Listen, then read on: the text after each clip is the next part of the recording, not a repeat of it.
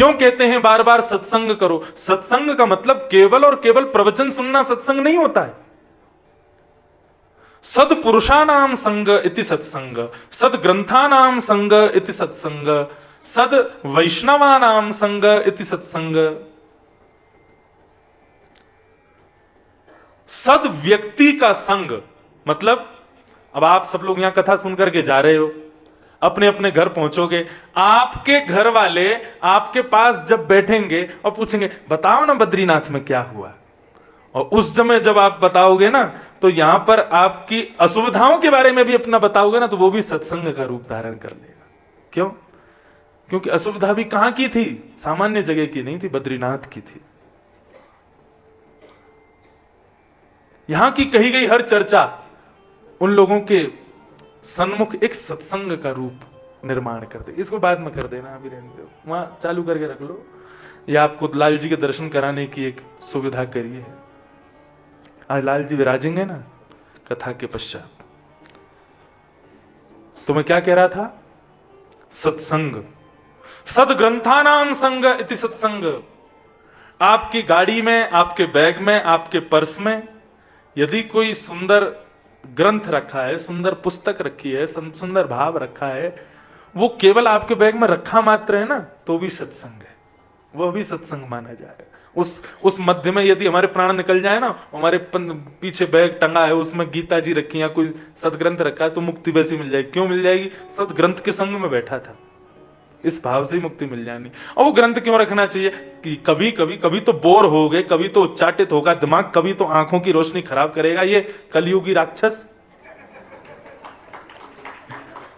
सतयुग, त्रेता, द्वापर, कलयुग, 4 युग। सतयुग में राक्षस हिरण्यकश्यप, त्रेता में राक्षस रावण, और कंस का द्वापर का राक्षस कंस, कलयुग का राक्षस ये फोन। ये सबसे बड़ा राक्षस है महाराज कलयुग का। इस बार तो सुविधाएं बढ़ा दी सरकार ने, यहां पे चल रहा है ये फोन। पिछली बार तक तो यहां पे चलता ही नहीं था,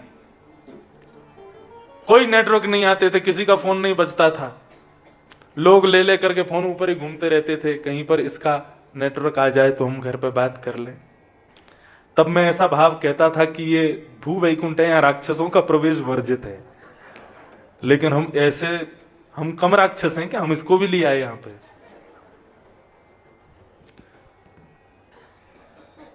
तो कभी तो थकोगे, तब थक हार के तब सोचोगे चलो थोड़ा इसको देखा जाए क्या है। तब देखोगे, क्या पता तुम्हारे सामने ऐसा कोई वाक्य आ जाए जो तुम्हारे जीवन को परिवर्तित कर दे। श्री गांधी जी कहते हैं कि वो जब उनको गीता प्राप्त हुई तो उन्होंने गीता जैसे ही खोली तो उनके सामने श्लोक खुला। कौन सा? असोच्यानन्व सोचस्त्वम। भगवान अर्जुन से क्या कह रहे हैं? गांधी जी गीता कब खोलते थे? बोले जब बहुत चिंता में होता था तब खोलता था, और जब मैं खोलता था तो मेरे सामने श्लोक खुला, असोच्यानन्व सोचस्त्वम। मतलब भगवान अर्जुन से कह रहे हैं, अर्जुन तू नहीं सोचने वाली बात पर सोच करके चिंता कर रहा है। गांधी जी बोले मुझे इतना अच्छा लगा, अरे वाह, ठाकुर जी ने मानो मुझको कहा हो कि तुम ना सोचने वाली बात का चिंतन करके चिंतित हो रहे हो। बोले मैंने बंद कर दिया, मैं प्रसन्नता तान दुपट्टा सो गया। 1-1.5-2 महीने बाद मुझे फिर से चिंता हुई, मैंने फिर से गीता जी उठाई, मैंने कहा आज क्या खुलेगा। जैसे ही मैंने खोला तो फिर से वही श्लोक आया, असोच्यानन्व सोचस्त्वम। गांधी जी बोले मैं उस श्लोक से आगे ही नहीं बढ़ा, 8 बार गीता खुली, 8 बार वही श्लोक खुला। मानो ठाकुर जी कह रहे हैं तुम जब कभी भी चिंता करते हो, किस बात की चिंता करते हो? बोले जिसकी नहीं करनी चाहिए उसकी करते हो। मत करो, मत सोचो। कभी कह रहे हैं जो कुछ भी करो अपने शरीर से, परम कल्याण का एक रास्ता उन्होंने पहले बता दिया, अब दूसरा रास्ता बता रहे हैं। जो कुछ भी करो उसका पुण्य कभी अपने पास मत रखो। कायेन वाचा मनसेन्द्रियर्वा बुद्ध्यात्मना वा नुषितस्व भावात् करोमि यत् सकलम परस्मै नारायणायेति समर्पयामि समर्पयेतत्। वृंदावन के एक संत कहते हैं ठाकुर जी के श्री चरण जो है ना, वो एक बैंक के समान है। श्री चरण बैंक, SCB, श्री चरण बैंक। क्या करो? बोले जो कुछ भी पुण्य आपने किया, उस पुण्य को करने के तुरंत बाद हाथ में जल लेकर के और नारायणायेति समर्पयामि, उन चरण रूपी बैंक में उस पुण्य को जमा कर दो। हम लोग क्या करते हैं, पुण्य को अपने पास रख लेते हैं। मैंने गंगा स्नान किया, इसका पुण्य मुझे मिलेगा। मैंने संत भोज कराया, इसका पुण्य मुझे मिलेगा। मैंने कथा सुनी, इसका पुण्य मिलेगा। मैंने 4 धाम किए, इसका पुण्य मिलेगा। इन सबका पुण्य किस रूप में मिलता है आपको? बताओ, किस रूप में पुण्य मिलता है? आप वापस लौट के अपने अपने शहर गए तो 5 लोगों ने आपकी प्रशंसा कर दी। कैसी प्रशंसा? बोले कि बद्रीनाथ गए थे, कथा सुन के आए, कितना लूट के आए, वहां से ठाकुर जी की जो है सुंदर दर्शन किया, ये किया वो किया। उस प्रशंसा को सुनकर के तुम फूल गए।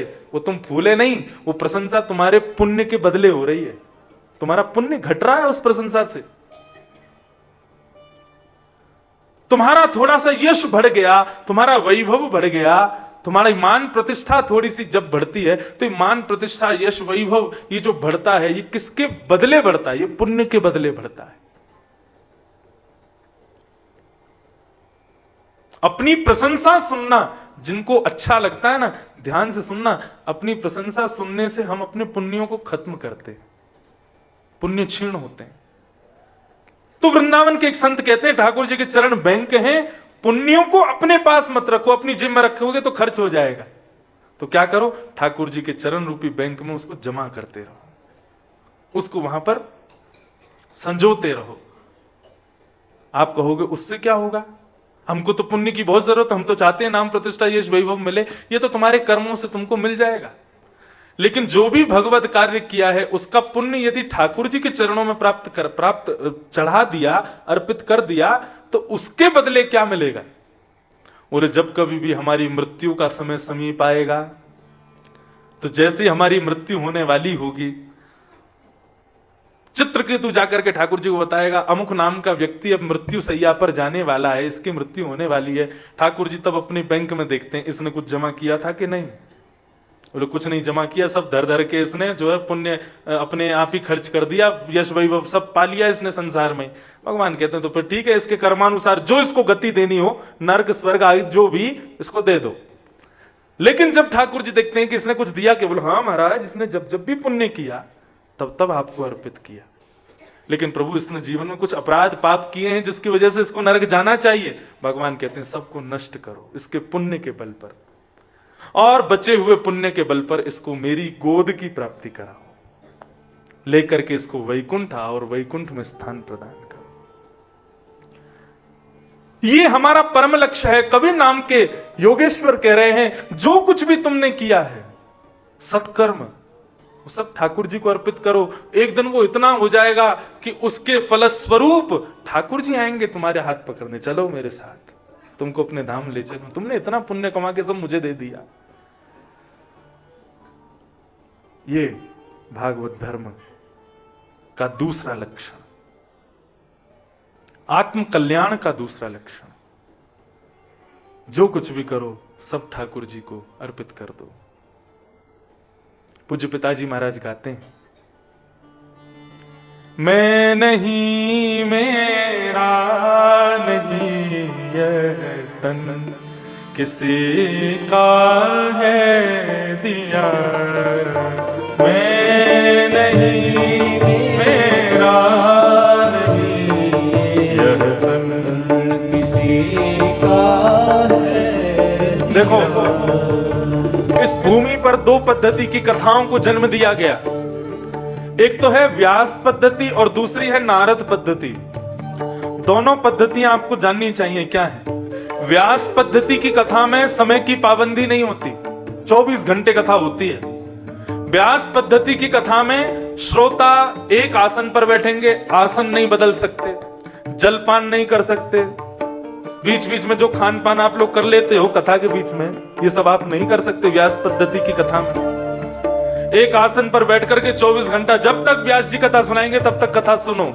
ना भजन होगा, ना कीर्तन होगा, ना कोई गायन होगा, कुछ नहीं, केवल कथा स्वच्छंद होगी। वो है व्यास पद्धति।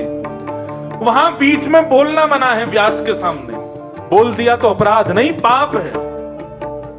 और नारद पद्धति में चाहे यूं बैठो, चाहे यूं बैठो, चाहे कुर्सी पे बैठ जाओ, चाहे लेट के सुनो, गाओ ना गाओ तो अपराध है। हाँ, ये बात ही बतानी थी। नारद पद्धति में कीर्तन होता है, भजन होता है, संकीर्तन होता है, और नारद पद्धति में जब व्यास कहे कि गाओ, तब ना गाने पर अपराध होता है। इसलिए हम लोग नारद पद्धति की कथा सुन रहे हैं, चाहे कैसे भी बैठो, कैसे भी सुनो, लेकिन सुनो, और जब भी कीर्तन भजन गाया जाए तो गाओ। बहुत सुंदर पंक्तियां हैं, पूज्य पिताजी को बहुत प्रिय है, गाते हैं। ओ मैं नहीं, मेरा नहीं यह तन, किसी का है दिया।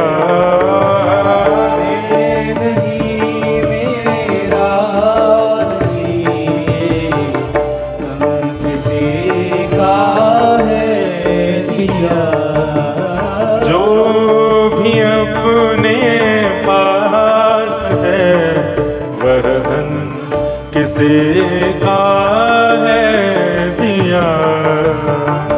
जो भी अपने पास है वह धन किसी का है दिया।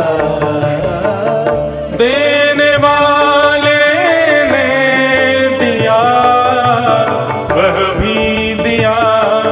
किस शान से, देने वाले ने दिया, वह भी दिया किस शान से। ठाकुर जी ने कितनी शान से दिया हमको शरीर। आंख दी, देखने की पूरी क्षमता दी, कानों में सुनने की पूरी क्षमता दी, कोई कमी नहीं छोड़ी ठाकुर जी ने कहीं।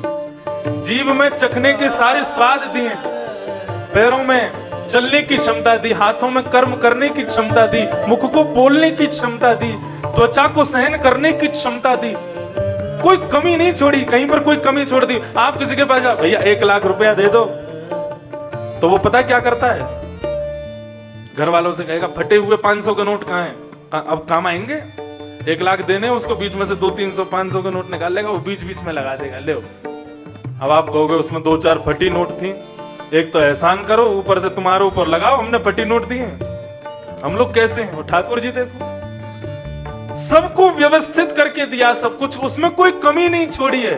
देने वाले ने दिया, वह भी दिया किस शान से, देने वाले ने दिया, वह भी दिया किस शान। और हम कैसे, मेरा है यह लेने वाला, कह उठा अभिमान से, मेरा है यह लेने वाला, कह उठा अभिमान से। और मैं मेरा यह कहने वाला मन किसी का है दिया।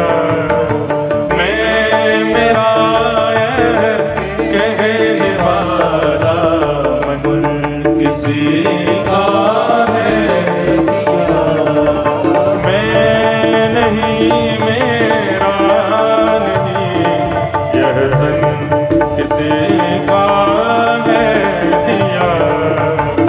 मैं नहीं, मेरा नहीं किसी का। बलभद्र विशाल भगवान की जय।